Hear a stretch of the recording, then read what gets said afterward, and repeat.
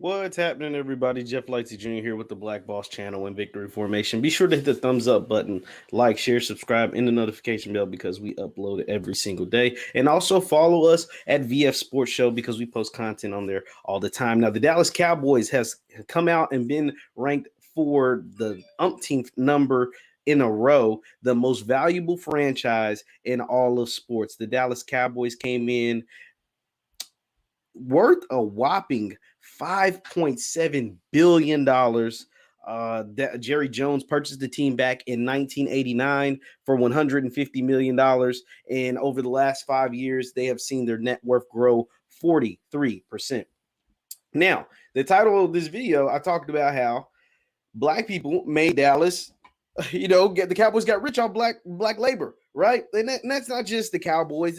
It's how America got rich, and it's how a ton of teams across all the sports platforms. If I look down the most valuable franchises, you got the Cowboys, which are mainly black players because the NFL is 75% black. The New York Yankees not so much, but the Knicks, obviously the Knicks made their heyday. The fact that they're in New York and the fact that when they were winning, it was because they had a bunch of black players, and we know the NBA is 85% black. Then you got some soccer teams, the Golden State Warriors led by Steph Curry, they're number 6 at 4.7 billion. The Los Angeles Lakers led by LeBron James, Anthony Davis, they're at 4.6 billion, and we know their franchise history with Kobe and Magic and Wilt and Shaq and Kareem and on and on. Now, New England Patriots are a little different, but still the majority of their team is still black. The New York Giants, the majority of the team, any NFL and NBA team is the majority black. The Los Angeles Rams, they're on here, 4 billion. San Francisco 49ers, 3.8 billion. New York Jets, 3.55 billion. Chicago Bears, 3.58 billion. The Chicago Bears are obviously, I think I've heard Dr. Boyce talk about this before. Let me stick on the Chicago Bears because they're the most drastic on here, right? The Chicago Bears are owned by a family named the McCasty family. And the McCasty family bought the Chicago Bears back in 1920 for $100.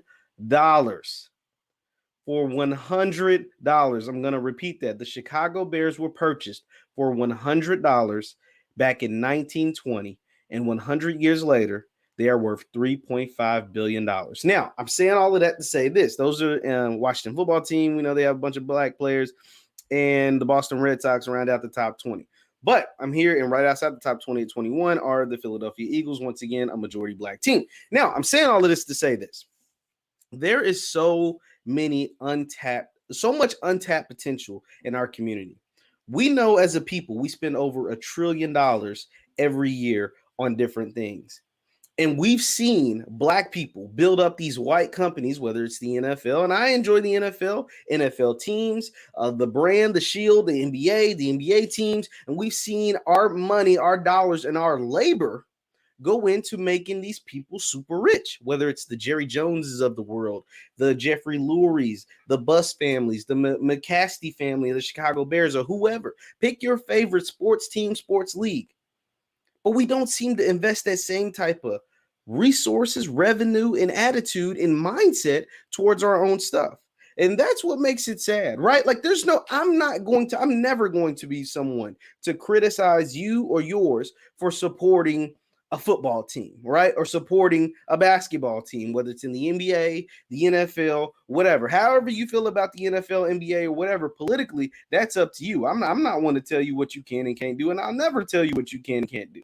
But what I will say is that the same energy and the same effort and the same resources that we give to the NBA, we should also be giving to a black-owned league like the Big Three, like what Ice Cube has. Now, Ice Cube and the Big Three, suffered some losses in the last year. I don't think they went on in 2020 simply because of the pandemic. And now more than ever, our people need us to support us. Our people need us more than ever because the black-owned businesses were just decimated by the pandemic. There weren't a lot. Every business was not pandemic proof. Right or wrong, however you feel about it, they were not pandemic proof. So they need help. They need us. So supporting things like the Modern Green Book, which is an interview I have with Theo Edwards Butler that'll come out next week, that helps. Helping people that are on like the Black Businesses website, the Black Boxes businesses website that I told you about, that helps. There's no problem with rooting on the Dallas Cowboys. You can feel however you feel about Jerry Jones and Emmitt Smith and Dak Prescott and all these guys. There's nothing wrong with that. But make sure you're supporting your own just as much as you're supporting the white man. Make sure you're supporting your own just as much as you're supporting the next man. Because with or without you, for the most part, Dallas, the Cowboys, they're going to be all right. The Lakers, they're going to be okay. But your people that look like you to run businesses that do these kind of things aren't. In the same way that we export one of our greatest assets, which are our athletes, we should use that and try to conserve that and also put that towards our people. Those same resources we put towards athletics, we should put towards building businesses. Those same resources in time and money and effort we put towards athletics, you should put towards, self-education. It's not always talking about higher education. I'm talking about self-education. I'm talking about a way to make you some money and not without getting into debt. I'm talking about a way that can build up your community. I'm talking about a way that can build up your family.